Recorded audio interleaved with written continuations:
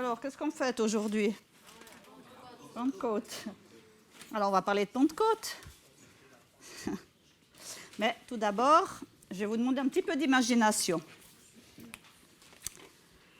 Imaginez que votre meilleur ami vous dise, moi je vais partir en Australie. Voilà.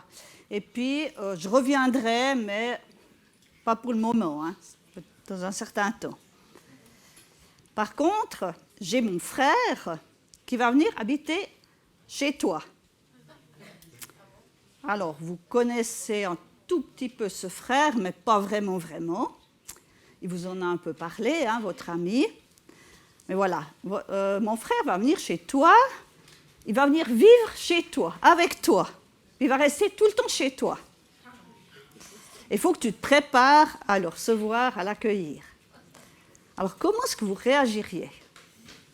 Aïe. Je veux bien l'accueillir peut-être pour un jour ou deux, mais pour tout le temps, oui, il faut lui faire de la place. Il faudra quand même qu'il soit à l'aise. Et puis, comment ça va se passer, en fait? Est-ce que ça va bien se passer? Qu'est-ce que ça va produire dans ma vie comme changement? Je vais devoir peut-être bousculer mes habitudes. Ce ne sera peut-être pas forcément facile. Puis en même temps, vous vous réjouissez peut-être, parce que vous allez vous dire, je vais mieux connaître ce frère que je connais tellement peu finalement. Je vais faire sa connaissance, ça va être sympa, on va passer des bons moments ensemble. Voilà. Mais en tout cas, ça va bousculer le quotidien, ça va changer quelque chose. Alors, on peut imaginer que c'était un petit peu l'état d'esprit des disciples quand Jésus est parti, quand il est monté au ciel. Il a dit, voilà, je m'en vais auprès du Père, mais je vous enverrai le Saint-Esprit pour qu'il demeure avec vous, pour qu'il soit pour toujours avec vous. Et puis, les disciples, ils se sont préparés à accueillir le Saint-Esprit. Ils ne connaissaient pas vraiment grand-chose du Saint-Esprit jusque-là. On est d'accord, hein? Jésus en avait un petit peu parlé. Voilà, il avait dit, vous allez recevoir le Saint-Esprit, ce sera une puissance qui va venir sur vous, vous serez mes témoins. Mais il ne savait pas vraiment ni quand il allait venir exactement. Jésus avait dit dans peu de jours, mais peu de jours, c'est un peu vague, hein? Donc, il ne savait pas exactement quand ça allait arriver, comment ça allait se passer. Le Saint-Esprit va venir comment, hein, voilà. Et puis, qu'est-ce que ça va vraiment changer pour le quotidien? Alors, c'est le titre de mon message, Pentecôte, qu'est-ce que cela change? Alors, on va voir qu'est-ce que ça a changé pour eux, comment le Saint-Esprit est venu, et puis faire le parallèle avec nos vies, parce que c'est ça le but quand même. Hein. La parole de Dieu, elle est là pour nous enseigner, pour nous amener plus loin. Donc, on va voir, en fait, qu'est-ce qu'on peut retirer de ces textes. Et on va commencer, bien sûr, par lire Acte 2, les versets 1 à 4. Quand le jour de la Pentecôte arriva, ils étaient tous ensemble au même endroit. Tout à coup, il vint du ciel un bruit comme celui d'un vent violent qui remplit toute la maison où ils étaient assis. Des langues qui semblaient de feu leur apparurent, séparées les unes des autres, et elles se posèrent sur chacun d'eux. Ils furent tous remplis du Saint-Esprit et se mirent à parler en d'autres langues, comme l'Esprit leur donnait de s'exprimer. Alors tout d'abord, pourquoi est-ce que le Saint-Esprit est venu précisément le jour de la Pentecôte? Alors tout d'abord, qu'est-ce que c'est que Pentecôte? Pentecôte, c'est d'abord une fête juive, une fête qui a été instaurée par Dieu, et dans l'Ancien Testament, elle est appelée fête des semaines, parce qu'elle a lieu 7 semaines après la Pâque, fête des prémices ou fête de la moisson. Alors c'était une fête de reconnaissance envers Dieu pour les premières récoltes. Et c'était une des 3 fêtes au cours de laquelle tous les Juifs devaient se rendre à Jérusalem. Alors, si le Saint-Esprit est venu précisément ce jour-là, la première raison, c'est parce qu'il y avait beaucoup de monde à Jérusalem, puis tous ces gens-là, ils allaient pouvoir entendre la bonne nouvelle de l'Évangile. Et ensuite, amener cette bonne nouvelle là où ils habitaient. Ils venaient de partout. Hein. Et puis deuxièmement, parce que c'était justement la fête des prémices, les prémices de la moisson. Et en fait, c'est 3000 personnes qui, lors du discours de Pierre, à la Pentecôte, se sont converties. Eh bien, c'est comme les prémices de cette immense moisson de tous ceux qui allaient devenir chrétiens cette moisson dont nous-mêmes nous faisons partie aujourd'hui. Donc ce n'est pas étonnant que le Saint-Esprit soit précisément venu le jour de la Pentecôte. Alors maintenant, on va voir comment le Saint-Esprit est venu. Donc il y a eu des manifestations audibles, visibles et aussi physiques. Le Saint-Esprit s'est manifesté par le bruit d'un vent violent. Donc ils l'ont entendu, le Saint-Esprit, venir. Ensuite, il y a eu ces langues de feu. Donc ils ont vu ces langues de feu se poser sur eux. Et ensuite, ils ont été remplis du Saint-Esprit et ils sont mis à parler en langue. Puis ensuite, Pierre a prêché l'Évangile et puis des gens ont été touchés et se sont fait baptiser. Alors, on va reprendre ces différents éléments plus en détail puis voir un petit peu qu'est-ce que le Seigneur aimerait nous dire au travers de ça. Alors, tout d'abord, ces différents éléments, que ce soit le vent, les langues, le feu ou le fait d'être rempli, tous ces éléments, c'est des éléments qui apportent des changements. On va d'abord parler du vent. Alors, en grec, le mot pneuma, c'est le même mot qu'on peut traduire par esprit. Le vent, en fait, il amène des changements au niveau de la météo. Soit il va amener des nuages, donc de la pluie, soit il va chasser les nuages, suivant quel vent souffle, dans quelle direction. S'il n'y avait pas de vent du tout, en fait, on aurait toujours le même climat. Puis si on avait toujours le même climat, qu'est-ce qui se passerait? S'il n'y a pas de nuages, pas de pluie, ce serait la sécheresse. Et puis s'il pleuvait tout le temps, il y aurait des inondations. Voilà. Donc on a besoin en fait du vent, de ces différents courants pour que le climat il change, puis pour permettre à la vie de subsister et de se développer. Le vent, ça permet aussi aux voiliers d'avancer, donc d'aller ailleurs, de changer de direction ou de position. Le vent, ça produit aussi de l'énergie. Bien sûr, on a une jolie éolienne pas loin, donc voilà, ça produit de l'électricité. Et le vent aussi, il purifie en changeant l'atmosphère. Si ça sent renfermé chez vous, qu'est-ce que vous allez faire? Vous allez ouvrir les fenêtres, ou si vous avez fait de la fondue ou quelque chose qui ne sont pas très bons, vous allez ouvrir et le changement, le courant d'air va permettre que de l'air frais vienne et qu'on puisse de nouveau être à l'aise pour respirer. Alors le Saint-Esprit, il produit aussi des changements dans nos vies. Comme le vent amène les nuages, la pluie ou les chasses, le Saint-Esprit, il nous amène ce qui vient de Christ. Et ça nous permet de vivre spirituellement. Le Saint-Esprit, comme le vent, il souffle dans les voiles du bateau, le Saint-Esprit nous conduit aussi dans la vérité. Il va nous diriger dans notre marche spirituelle pour qu'on puisse aller là où Dieu veut. Et on va lire Jean 16, les versets 13 à 15. C'est Jésus qui parle à ses disciples et il leur dit « Quand le défenseur sera venu, l'Esprit de la vérité, il vous conduira dans toute la vérité, car il ne parlera pas de lui-même, mais il dira tout ce qu'il aura entendu et vous annoncera les choses à venir. Il révélera ma gloire parce qu'il prendra de ce qui est à moi et vous l'annoncera. Tout ce que le Père possède est aussi à moi. Voilà pourquoi j'ai dit qu'il prend de ce qui est à moi et qu'il vous l'annoncera. » Comme le vent produit de l'énergie, le Saint-Esprit aussi nous fortifie.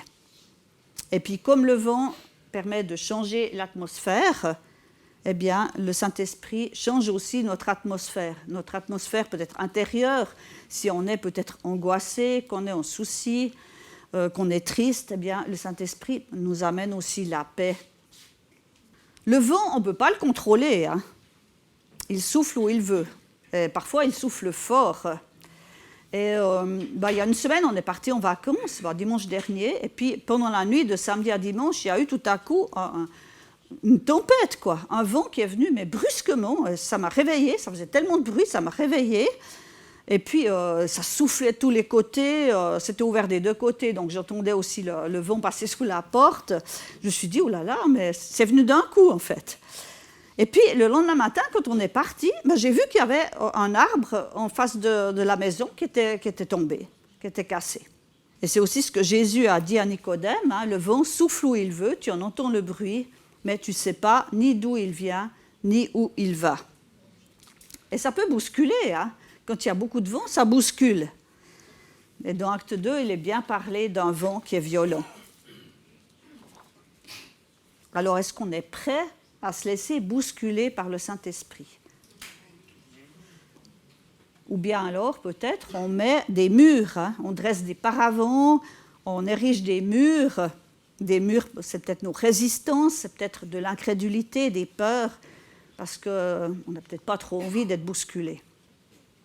Deuxième élément, c'est les langues. Il y avait des langues de feu. Alors, à quoi sert la langue? Entre autres, à parler. Si je n'avais pas de langue, je pense que je ne pourrais pas trop vous amener la parole ce matin. Et la parole, elle produit aussi des changements. Elle nous permet de communiquer, donc d'entrer en relation avec autrui, et ça crée en fait un climat relationnel. La parole, elle est créatrice. Hein. Dieu a tout créé par sa parole. Hein. Dans Genèse 1, Dieu dit, Dieu dit, Dieu dit. Voilà, tout a été créé par la parole de Dieu. Et par la parole, on exprime nos pensées, on exprime nos sentiments, notre volonté.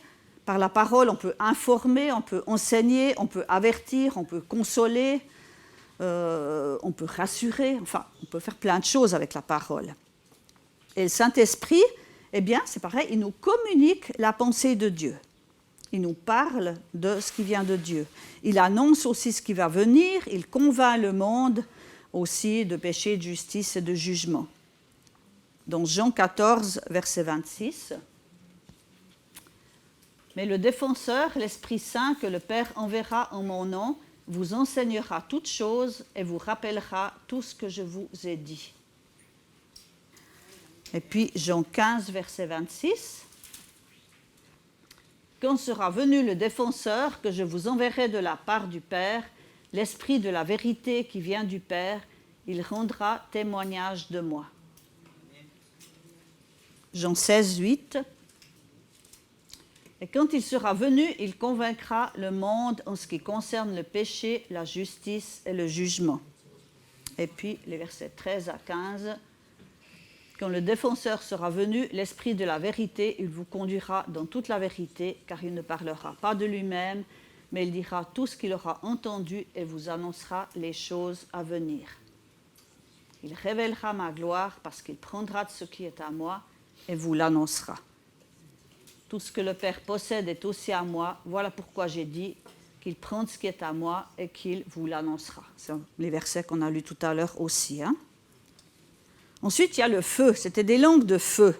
Alors le feu, ça amène aussi des changements.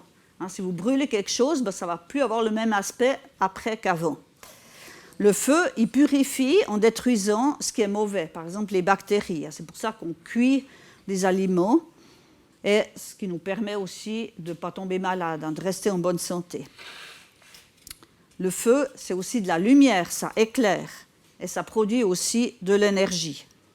On était en vacances dans un chalet à la montagne, et puis il ne faisait pas très très chaud, parce que la météo n'était pas non plus... il pleuvait aussi par moments. Là, on avait un fourneau à bois. Alors c'était vraiment agréable. Quand il faisait un petit peu cru, le matin on se levait, il ne faisait pas très chaud, on faisait un bon feu là. C'était vraiment super. Ça, tout de suite, ça amène de la lumière, de l'énergie et de la chaleur. Le Saint-Esprit, il nous sanctifie aussi. Il a ce rôle aussi de purificateur, de nous sanctifier.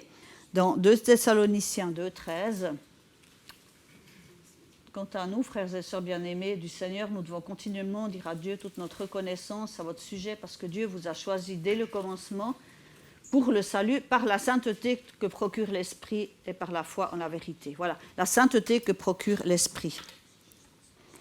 Et le Saint-Esprit, il nous éclaire, il nous enseigne, comme on a déjà lu dans Jean 14, 26. On va remettre « Le défenseur, l'Esprit Saint, que le Père enverra en mon nom, vous enseignera toutes choses et vous rappellera tout ce que je vous ai dit. » Et dans 1 Jean 2, 27, « Quant à vous, l'onction que vous avez reçue de Christ demeure en vous. » Donc l'onction, c'est l'onction du Saint-Esprit. « Et vous n'avez pas besoin qu'on vous enseigne. Au contraire, puisque la même onction vous enseigne sur toutes choses, qu'elle est véridique et dépourvue de mensonges, vous demeurerez en lui comme elle vous l'a appris. » ces langues de feu qui sont descendues sur les disciples, elles étaient séparées les unes des autres, mais elles se sont posées sur chacun. Il n'y a personne qui était mis de côté. Donc, ils étaient tous ensemble. Il y a cette dimension communautaire où le Saint-Esprit est venu. Les langues de feu sont tombées en même temps sur chacun, en fait. Mais chacun a reçu individuellement. Donc, ça montre aussi une dimension personnelle. Et ces deux dimensions sont importantes, dimension communautaire et dimension personnelle. Voilà, donc ça nous montre que c'est pour chacun et que personne n'est laissé de côté. La conséquence, c'était la plénitude. Les disciples ont été remplis du Saint-Esprit. Et le fait de remplir, ça produit aussi un changement. Si vous avez soif, puis qu'on met un verre devant vous, s'il n'y a rien dans le verre, ça ne va pas étancher votre soif. Par contre, s'il y a de l'eau, du jus de fruits ou autre chose, eh bien, vous allez pouvoir vous désaltérer. Et le Saint-Esprit, il nous remplit aussi de ce qui vient de Dieu. L'amour, la paix, la joie, tout ce qui vient de Dieu, c'est ce fruit de l'Esprit qu'on trouve dans Galates 5, verset 22. Il nous remplit aussi de puissance et de force. Jésus a dit, ce n'est pas un esprit de timidité que je vous ai donné, mais un esprit de force, d'amour et de sagesse. Alors, qu'est-ce que ça a produit comme changement pour les disciples? Alors, par rapport au vent, on voit que le Saint-Esprit les a conduits et les a amenés où Dieu voulait. Certains sont même partis évangéliser à l'autre bout du monde. Et si on lit le livre des Actes, ce qu'on est en train de faire là au niveau communautaire, pour ceux qui suivent le plan, on voit vraiment comment les apôtres ont été conduits par le Saint-Esprit pour aller ici, pour aller là, pour parler, etc. Donc ça a vraiment changé pour eux. Par rapport aux langues, on voit que le Saint-Esprit leur a parlé, et puis ils ont aussi transmis ces paroles. L'apôtre Pierre, justement, il a fait un discours à la Pentecôte, et voilà, les personnes ont entendu l'Évangile et se sont tournées vers le Seigneur. Ils ont aussi parlé en langue, mais ils ont témoigné, ils ont prêché, ils ont évangélisé, ils ont enseigné aussi. Donc en fait, ils ont entendu le Saint-Esprit leur parler, et puis ils ont communiqué ce qu'ils avaient reçu de sa part, pour être des témoins, pour continuer l'œuvre de Jésus sur terre. Par rapport au feu, on voit qu'ils ont été sanctifiés, c'est-à-dire mis à part. La sanctification, ça veut dire mettre à part. Et puis, c'est aussi une consécration, en fait. Dans l'Ancien Testament, on offrait à Dieu des sacrifices, et puis on brûlait ces sacrifices. Et il y avait toujours le feu sur l'autel pour consumer les sacrifices. C'est un symbole aussi de consécration. Et ils ont aussi été éclairés par le Saint-Esprit pour être à leur tour des personnes qui éclairent les autres, pour être lumière du monde. Par rapport à la plénitude, ils ont été remplis du Saint-Esprit pour pouvoir aussi donner de la vie divine.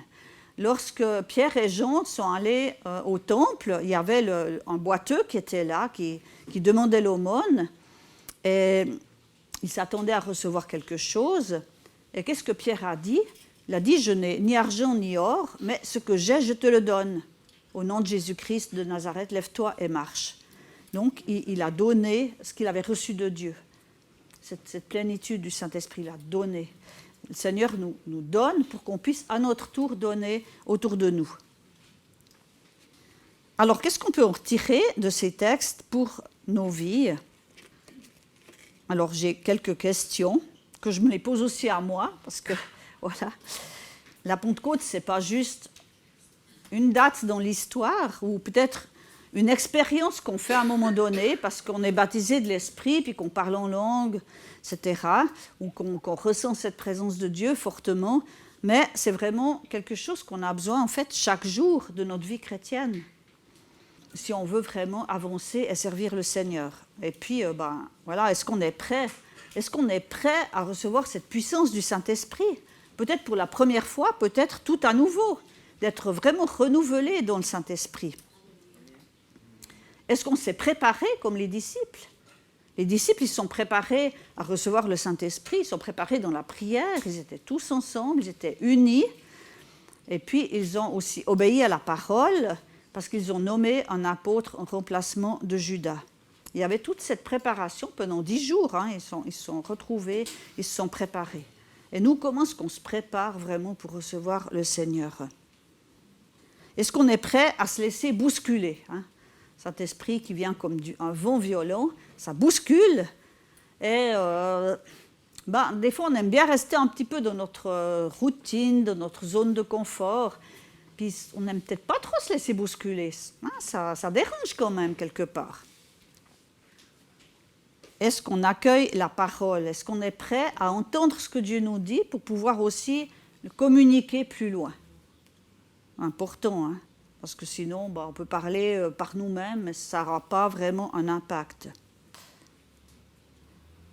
Est-ce qu'on accepte d'être sanctifié, c'est-à-dire mis à part, purifié de ce qui n'est pas à la gloire de Dieu dans nos vies?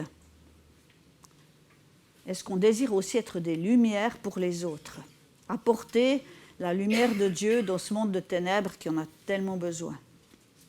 Et est-ce qu'on désire être rempli du Saint-Esprit, pas juste pour nous sentir bien, hein, c'est super quand on sent la présence de Dieu, on est bien, mais pour pouvoir aussi donner autour de nous. On va finir par la prière. Seigneur, merci pour la Pentecôte, pour cette expérience. Mais Seigneur, que je te prie vraiment que ça puisse être aussi l'expérience pour chacun de nous, pas seulement une fois dans notre vie chrétienne ou de temps en temps, mais vraiment continuellement, chaque jour, qu'on puisse vraiment rechercher, être rempli de toi et accepter, oui, de se laisser bousculer, être à l'écoute de ce que tu veux nous dire, se laisser aussi purifier, se mettre à part pour toi, accepter aussi de recevoir ta lumière pour la donner plus loin, être rempli pour donner aux autres. Seigneur, Seigneur, en préparant ce message, je me suis dit, mais il y a encore du travail, quoi. On a vraiment besoin que tu viennes nous visiter tout à nouveau, que tu nous donnes ce feu, Seigneur, pour toi. Parce que souvent, on s'installe dans nos habitudes et finalement, on se trouve bien là dans notre cocon, dans notre confort. Seigneur, donne-nous un cœur qui te recherche, qui désire aller plus loin, pour la gloire de ton nom, pour que le monde aussi puisse te connaître. Et que, comme les disciples, on puisse voir aussi des personnes se tourner vers toi et ton royaume se répandre. Merci de venir visiter chacun de nous, Seigneur, tout à nouveau, avec la puissance de ton esprit. Dans le nom de Jésus. Amen.